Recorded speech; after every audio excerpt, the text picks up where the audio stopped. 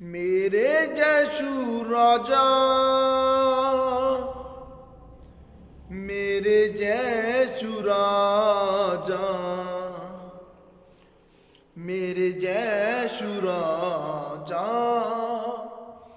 मेरे जैसू राजा, मेरे जैसू राजा, मेरे जैसू राजा, मेरे जैसू राजा, मेरे जैसू राजा, मेरे जैसू राजा,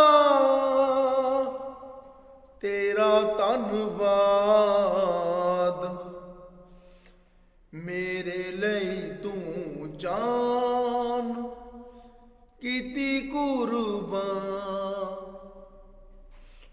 मेरे जैसू राजा, तेरा धन्नवाद। मेरे ਲਈ तू जान कीती कुर्बान।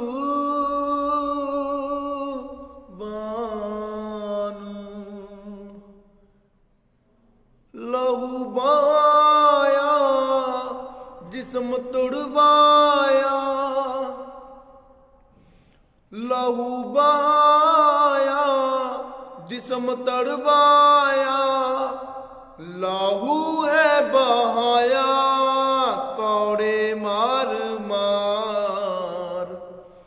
तेरे लहू में है बहता जला, लहू है बहाया कौड़े मार मार। तेरे लहू में है बहता जलाल। मेरे जैसू राजा, मेरे जैसू राजा, मेरे जैसू राजा, मेरे जैसू राजा, मेरे जैसू राजा, मेरे जैसू राजा, मेरे जैसू राजा, मेरे जैसू राजा, मेरे जैसू राजा, तेरा धन्नवाद। मेरे ਲਈ तू जान कीती कुर्बान।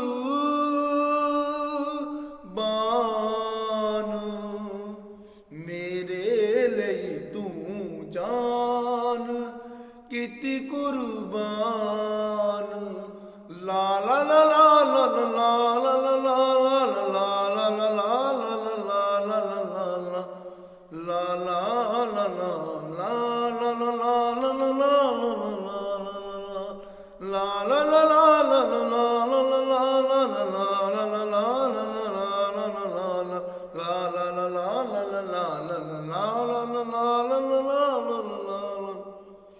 लहू है बहाया कौड़े मार मार। तेरे लहू में है बहता जला, लहू है बहाया कौड़े मार मार। तेरे लहू में बहता जला। मेरे जैसू राजा, मेरे जैसू राजा, मेरे जैसू राजा, मेरे जैसू राजा, मेरे जैसू राजा, मेरे जैसू राजा, मेरे जैसू राजा, मेरे जैसू राजा। ला ला ला ला ला ला ला ला ला ला ला ला। मेरे जैसू राजा, मेरे जैसू राजा, मेरे जैसू राजा।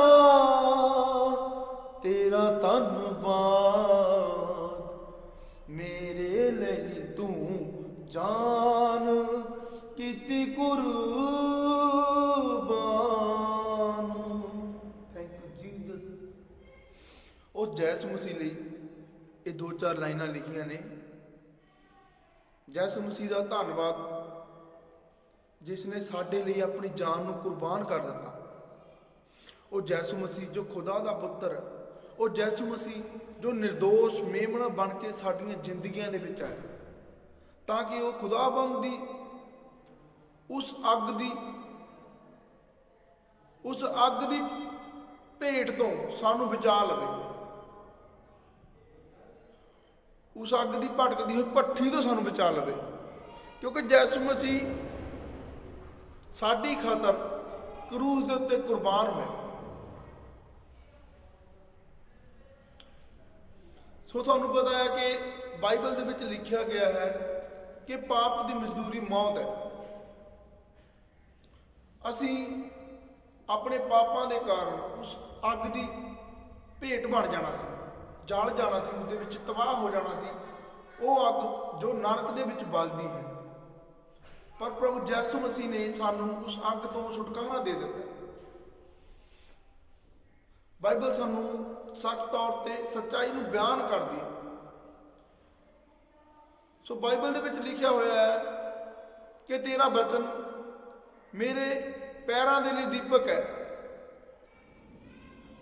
ਯਹੋਵਾ ਆਪਣੇ ਪਿਆਰੇ ਦੇ ਇਕਲੌਤੇ ਪੁੱਤਰ ਯਿਸੂ ਮਸੀਹ ਨਾਸਰੀ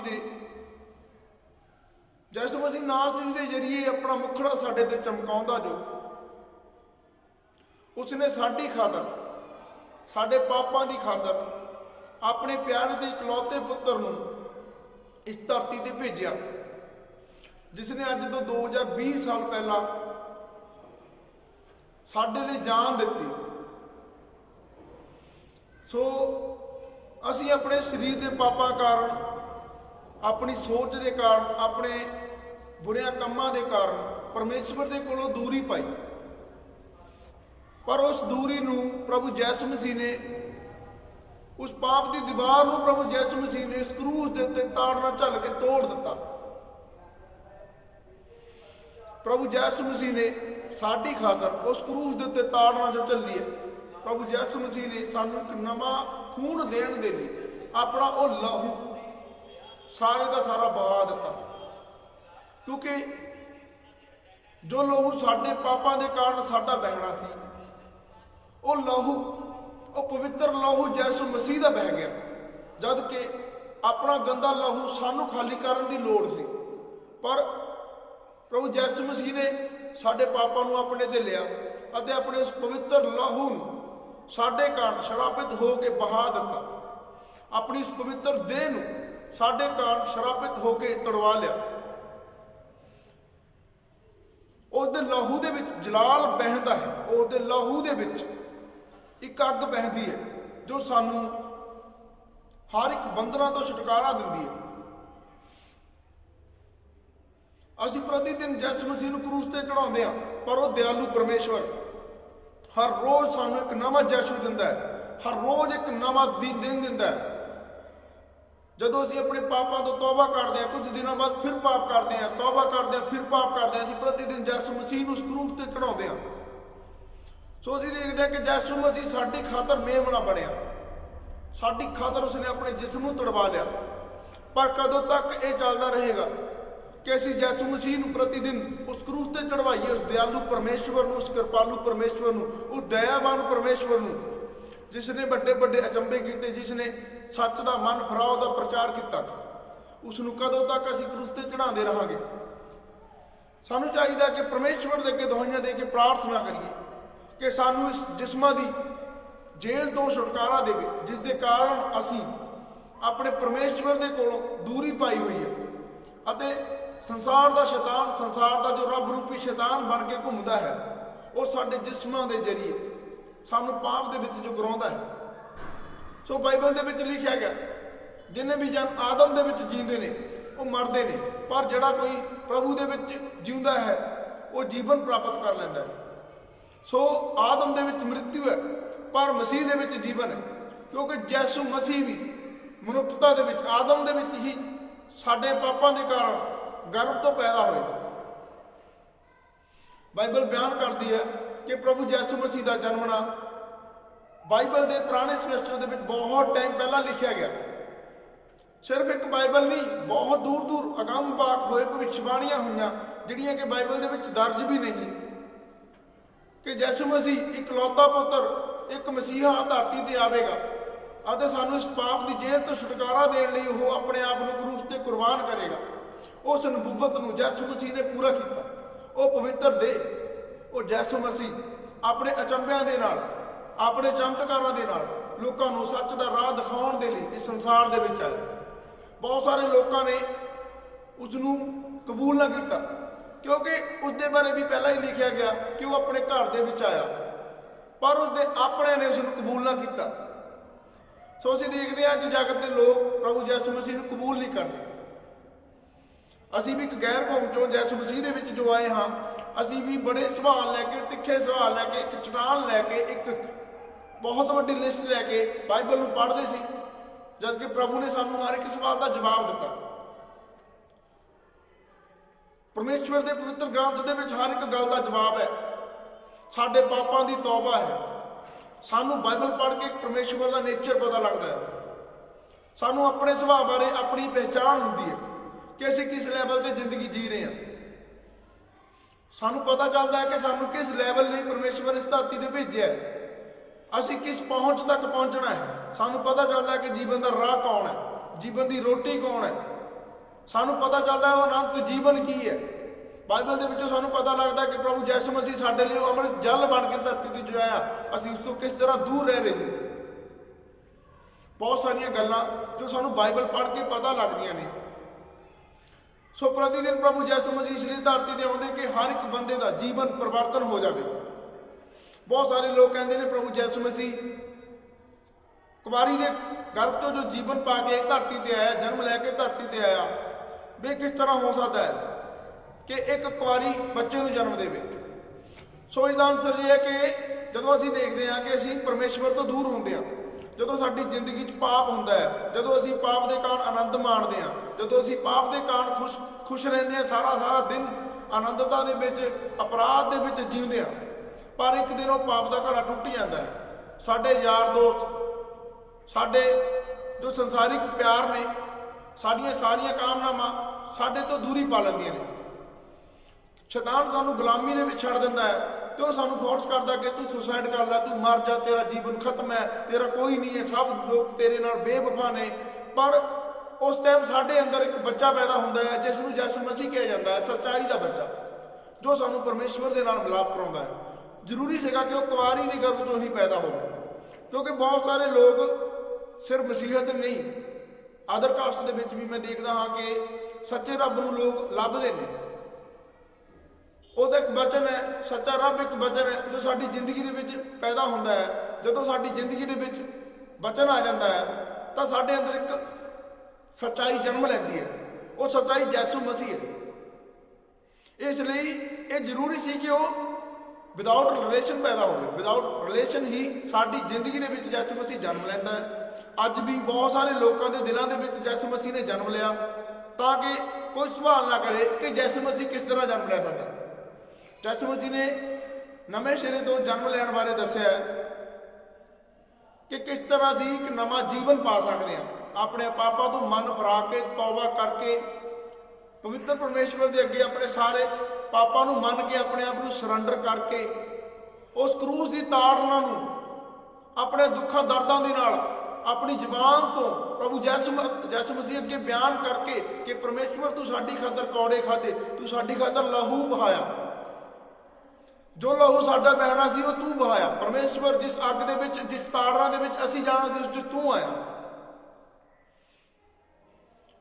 असीं उस दे नाल प्रभु के अगे अपने गुनाहां नूं अंगीकार जो करते हाँ तो परमेश्वर सानूं एक नवा जीवन दिंदा है ते वो अपना मुक्तिदाता, वो सच्चाई का बल साडी जिंदगी दे विच पैदा करता है, जिस दे नाल असीं अपने जीवन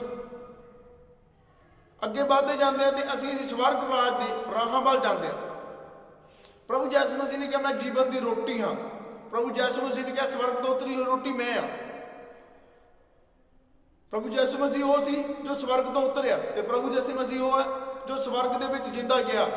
ते प्रभु यीशु मसीह वो है जो संसार के जगत के अंत दे विच अपनी घोड़सवार सैना नाल, स्वर्गी सैना नाल विराजमान सिंहासन तो फिर दोबारा साडे इंसानां दे विच आवेगा, साडा न्याय करन दे लई, संसार दे विच शैतान दा नाश करन दे लई, जिसने इस शरीर की जेल दे विच रूहां नूं फसा रखिया होया। इन्हां सारियां रूहां नूं छुड़ाउण दे लई यीशु मसीह आएगा। वो अपने सिंहासन तो आएगा, वो घोड़सवार सेना दे नाल न्याय करन आएगा, वो शैतान का नाश करेगा, वो हर एक वचन को पूरा करेगा जो उसके बारे लिखा गया है, जो प्रकाश की पोथी सानू दसदी है। तो वो अपने पवित्र लोगों को अपने नाल लै जाएगा। यीशु मसीह अनंत जीवन है, यीशु मसीह सच्चाई है, यीशु मसीह प्यास है, वो आनंद है, वो धर्मी परमेश्वर है। आज सानू जरूरत है कि प्रभु यीशु मसीह को अपने हिरदियां विच दिलों दे विच जन्म दईए ਅਤੇ पाप ਨੂੰ ਅਸੀਂ खत्म कर दईए। तो सानू चाहिए कि इस यीशु मसीह ਨੂੰ उसके पिता यूसुफ की तरह पालन पोषण करिए कि जदों शैतान साडी जिंदगी ते अटैक करता है, ਅਸੀਂ यीशु मसीह ਨੂੰ ਲੈ के यूसुफ की तरह कभी इधर से कभी उधर, क्योंकि यीशु मसीह साडे अंदर एक बालक के तौर पर नहीं पर एक सच्चाई के तौर पर जन्म लेंदा है। वो एक बालक के तौर पर नहीं, एक धार्मिकता के तौर पर साडे जन्म लेंदा है। साडे नालों धार्मिकता चलती है, साडे नालों सच्चाई चलती है, साडे नालों ईमानदारी, साडे नालों वफादारी, साडे नालों सच्चाई चलती है। पर शैतान जो हेरोदेस के रूप के यीशु का कतल करने के लिए, उसका बचपन तो खोण के लिए आया सी। उसने बड़ी बगावत की, सारे बच्चों का कतल करवाया। वो यीशु मसीह जिसनों यूसुफ ने बचा लिया, वो यीशु मसीह जिसनों यूसुफ ने बचा लिया, वो साडे अंदर सच्चाई बन के धार्मिकता बन के उत्पन्न होता है। सानू चाहिए कि यीशु मसीह को जिंदा रखिए, सच्चाई को जिंदा रखिए, धार्मिकता को जिंदा रखिए, तां जो लोग सानू जान सकन कि असीं यीशु मसीह दी चलदियां फिरदियां पत्तरियां कि असीं गवाहियां हैं यीशु मसीह दियां, उस यीशु मसीह दियां जो मुर्दियां दे विचों जी उठिया, वो यीशु मसीह दियां जिसने साडी खातर जान कुर्बान की, लहू बहाया। वो यीशु मसीह जो अपने पवित्र सिंहासन तो साडे लिए दोबारा वापस आएगा। वो यीशु मसीह जिसने मुर्दियां नूं जीवन दिता, वो यीशु मसीह जिसने अन्यां नूं चंगियाई दी, वो यीशु मसीह जिसने रोगियां नूं चंगियाई दी, वो यीशु मसीह जिसने बीमारां नूं चंगियाई दी, वो यीशु मसीह जिसने अपना पवित्र आत्मा सानू दिता, वो यीशु मसीह जो साडे नाल है, जो साडा बल है, जो साडी चट्टान है, वो यीशु मसीह जो परमेश्वर दा पुत्र है, वो यीशु मसीह जो साडी भुख, साडी प्यास, साडी धार्मिकता, साडी ईमानदारी, साडा ईमान है। असीं उस दे लई जीए, असीं उस दे लई अपने लिए, उस दे लई असीं अपनी जिंदगी दईए, उस दे लई अपने आप नूं क्रूस ते चढ़ाइए, अपने आप नूं वख करिए, उसदे लिए ताड़ना चलिए, संसार दीयां कामनावां तो अपने आप को आज़ाद करिए, शरीर तो अपने आप को आज़ाद करिए, हर एक गंदी कामनावां, हर एक गंदे विचार तो अपनी जवानी छुड़ा लईए, ताकि यीशु मसीह साडे हिरदे दे विच रह सके।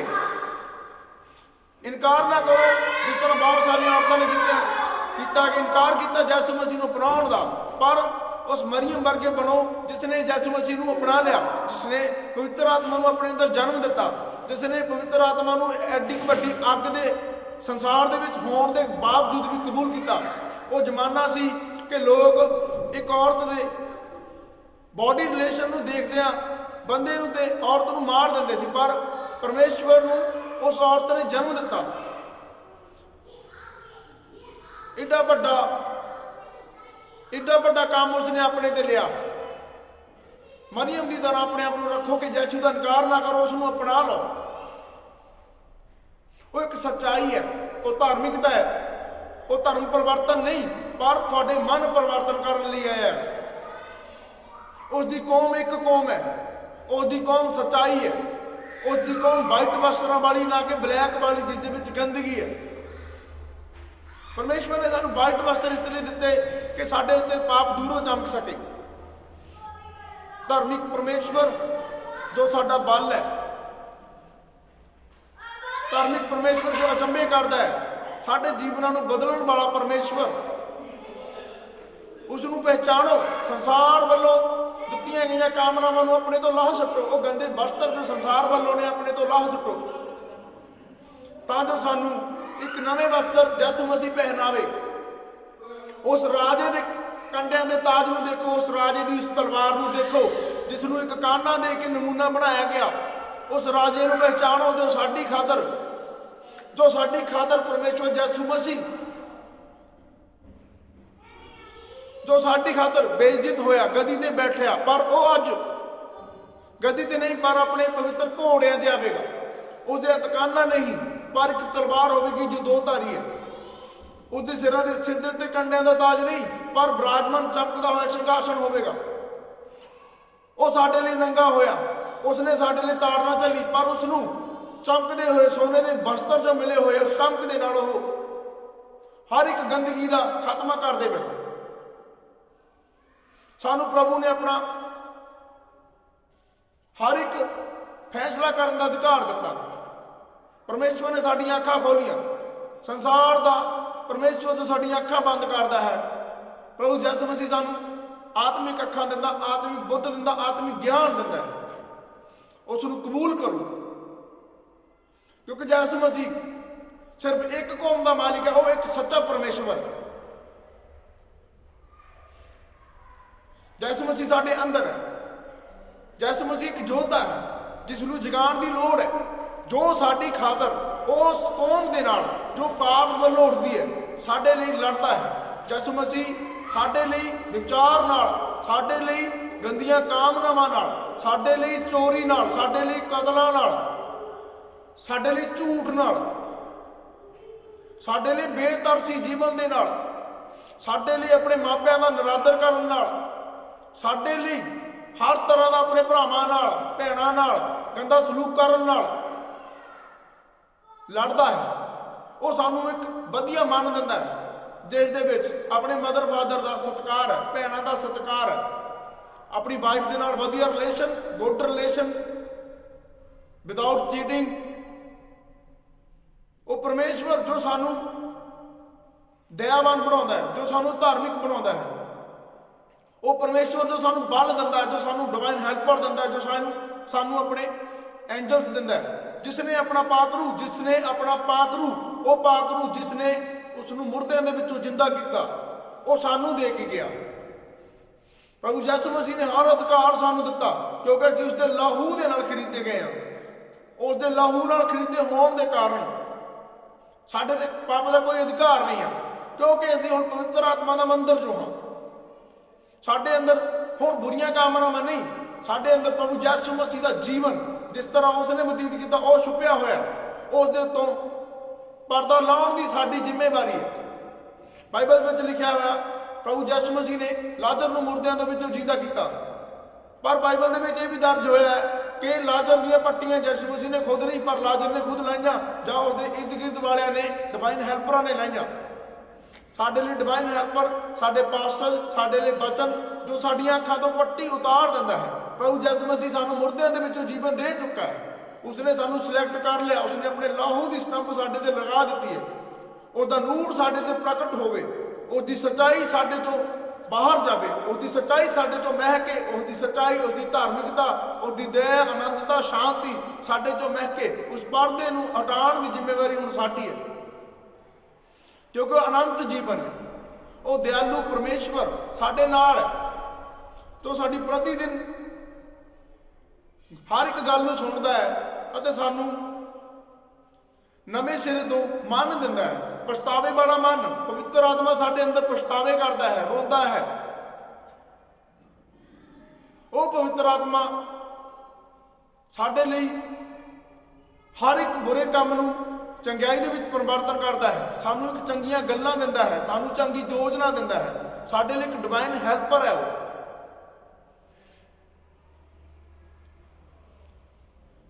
ਪ੍ਰਭੂ ਯਿਸੂ ਮਸੀਹ ਦਾ ਸਾਡੇ ਦਿਲਾਂ ਦੇ ਵਿੱਚ ਜਨਮ ਹੋਣਾ ਬਹੁਤ ਜ਼ਰੂਰੀ ਹੈ। ਯਿਸੂ ਮਸੀਹ ਨਾ ਹੁੰਦੇ ਤਾਂ ਅੱਜ ਕਿਸੇ ਵੀ ਲੋਕ ਨੂੰ ਸੱਚਾਈ ਦਾ ਗਿਆਨ ਨਾ ਹੁੰਦਾ, ਕਿਉਂਕਿ ਉਹ ਧਾਰਮਿਕ ਪਰਮੇਸ਼ਵਰ ਹੈ। ਉਸਨੇ ਆਦਮ ਦੀ ਉਸ ਕੰਧ ਨੂੰ, ਆਦਮ ਦੀ ਉਸ ਆਗਿਆਕਾਰੀ ਨੂੰ ਤੋੜ ਦਿੱਤਾ। ਉਹ ਪਰਮੇਸ਼ਵਰ ਦਾ ਇੱਕ ਸੱਚਾ, ਉਹ ਪਰਮੇਸ਼ਵਰ ਦਾ ਇੱਕ ਸੱਚਾ ਮਾਨਵ ਹੋ ਕੇ ਚੱਲਿਆ।